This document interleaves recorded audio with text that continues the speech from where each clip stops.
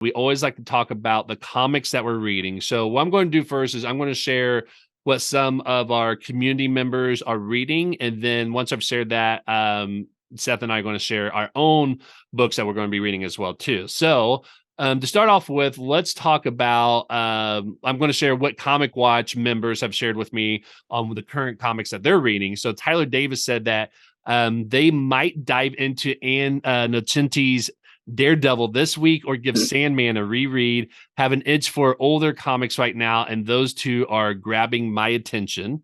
And then, excuse me, Chad Burdett, who's our content manager, said not a comic per se, but started Act 3 of Audible's The Sandman, really digging it, and will have to read the actual comic series. Matt Meyer, who is our editor-in-chief, said Doctor Strange by Roger Stern, which I'm glad that's all he said, because he said anything more, I would have dropped that because, as everybody knows, I'm not a Doctor Strange fan. Gabrielle DeJesus said Boys Run the Riot Volume 1 by Kato Gaku. I don't know if I'm pronouncing that name correctly, so I apologize. But Gabriel said it was really good and approached the me being trans in a natural but almost introductory way. Characters are fun and engaging. Plot is interesting. I immediately ordered the rest of the series. And then B Rats said the post-Infinite Crisis DC universe of books, of which I have an almost ungodly amount. Some of the biggest thumbs up are the Busiek, John Superman, Teen Titans, Justice League of America, Green Lantern books, and Justice Society of America. John's was at his peak here. And then our Discord server, Matt Martin from the Panel to Panel podcast said a few of the fun ones from this past week was Strange 1, just finished clear from the Comixology original by Scott Snyder and Francis Manapul, Wolverine and Black Cat, Claws mini run.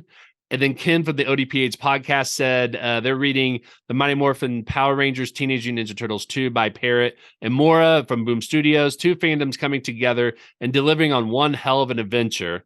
And then on Twitter, we have at Bizarro Fett said, this week, One Bad Day, Ra's al Ghul was my favorite comic. I'm a sucker for Tom Taylor, and he freaking nailed the story. And Ivan Reis absolutely killed it too. And then Pop Culture Productions said, Radiant Red, Rogue Sun, Supermassive, Radiant Black, Volume 3.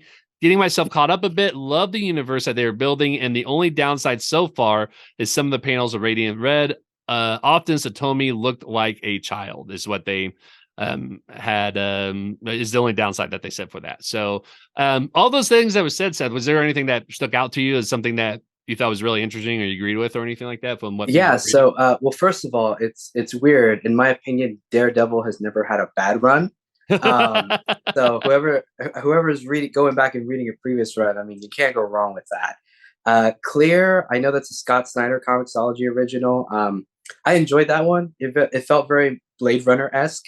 Kind of that mixture of, augmented reality, artificial intelligence, very sci-fi. So yeah, it's definitely one that when I read it, I thought it was enjoyable.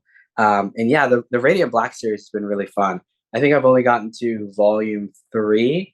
At this point, it's one of those series I'm like, I'm just going to wait for an omnibus to come out so I can just fly through the whole thing.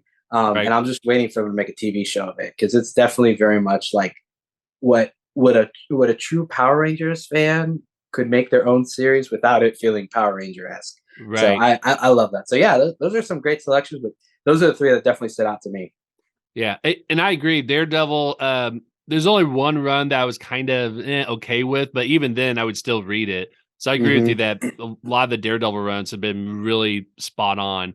In terms of the Massiverse that Pop Culture Productions was talking about, I haven't read those books, but I just started reading No One, and it's a fantastic series I absolutely love. I don't know if they're connected to the other ones. I think it is, since people have been talking about the Massiverse, but I might be getting that confused because I know that's a little bit newer to me, and that actually Kim from the ODPH podcast had mentioned that to me. But the Mighty Morphin Power Rangers Teenage Mutant Ninja Turtle crossover, I actually just got the trade paperback collection for the first series and started picking up the single issues for the second series. And the only reason why I did that is because I saw the variant cover of Kevin Eastman and Freddie Williams and what they did with Raphael and the Green Power Ranger. And the cover alone, I was just like, that looks fantastic. I love Teenage Mutant Ninja Turtles. Is one of my favorite properties. I grew up with Mighty Morphin Power Rangers, so it's not a comic book that I subscribe to, but I watched the show and it has a special place in my heart. Oh yeah. The crossover never really interested me, but when I saw that variant cover, it piqued my interest. And just that alone, I said, I got to go and read this now. Even if I end up reading all of it and decided that it was not worth my time, at least I got the cover that I really enjoyed and started collecting the Eastman Williams variant covers. But I've heard nothing but great things about that crossover as well too. So I'm not concerned about that at all. So thank you to everybody who shared what they're reading this week. Seth, what are you currently reading?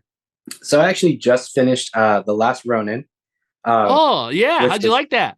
Oh, it was great. I won't Isn't go to it? spoilers, but it's been on my reading list, that really long reading list for the longest time, and I finally was like, you know what? I'm gonna take a minute. I'm just gonna read it, and it was awesome. Absolutely loved it. I thought it was Yeah. great. I know the Lost Years have just come out. I think issue 2 just got released, so Yes. I'm gonna have to go find them. And then aside from that, like I mentioned, I'm trying to read Detective Comics from the very beginning to current, Yeah. which has been a very big feat. Batman's kind of different, kind of douchey in his early years. So that's been a fun experience. And then aside from that, I just got the omnibus for Bitter Root, so I'm gonna try to read through that because I read the first 2 volumes and they were great. So I'm excited to see the whole series in its completion. Nice. Yeah, the Last Run is always going to have a special place in my heart because that was the first Ninja Turtle comic series that I've read. I Mm-hmm. grew up with the cartoons and the movies, absolutely loved them, but I had Mm-hmm. never read a comic book issue of the Ninja Turtles until the Last Ronin came out, and absolutely love it. And so I'm very excited about C2E2 that's coming up in Chicago that I'm going to because Kevin Eastman's going to be there. I'm Oh, going to that's awesome. have him sign the first book of The Last Ronin and tell him that story of how this got me into the Ninja Turtle comic series. Even though I've been a huge fan of the Yeah, property, this is the one I want him to sign because that's what got me into it. So I absolutely love that series. I've been collecting the Lost Years as well too. And recently they Paramount just announced that they're working on a game version that's supposed to be like God mm-hmm. of War that's going to be based on the Last Ronin. So I cannot wait. It's just it's a seller right now. It's they're doing a fantastic job with that property and I don't think you can go wrong with that. So I absolutely love hearing that. That's great. Oh yeah, and the IDW TMNT series as a whole is really Yes. great. I think I'm on volume 5 of that, but Oh, I you know nice. a friend of mine recommended it to me, and I was like, okay, I'm like, I've always loved Ninja Turtles, so I'm like, let me see how the comic is. And Yeah. sure enough, I read volume 1 and I was like, wow, this is really good. Yeah. Yeah. I'm like, it has no business being that good. Um, so yeah, And it's been I going on totally. since like 2010 or 2012. Hmm. Like it's a continuous, like it's probably one of the longest running series out there that I've seen. And Stephanie, not Williams, but Stephanie, oh my gosh, I feel so bad that I'm escaping her name now. But the person who is writing it, I think she's been on it since issue 1. So the fact that she's been on it from the beginning is just phenomenal. Hmm. And I've been collecting the current issues as well too. I think I started at City of War Volume 1, so I haven't read anything before that, but I agree with you. It's just a phenomenal series. It's definitely a bigger world than what we've seen in any of the animations or movies that we've seen so Hmm. far, and it's phenomenal. I'm still kind of getting caught up on that, but it's a phenomenal world that they've been building in the current series, and I absolutely Definitely. love it. Yeah. For me, I am reading 2 series right now. One of them is Age of Apocalypse because that's actually a future episode that we're going to be working on with actually Kim from the ODPH podcast.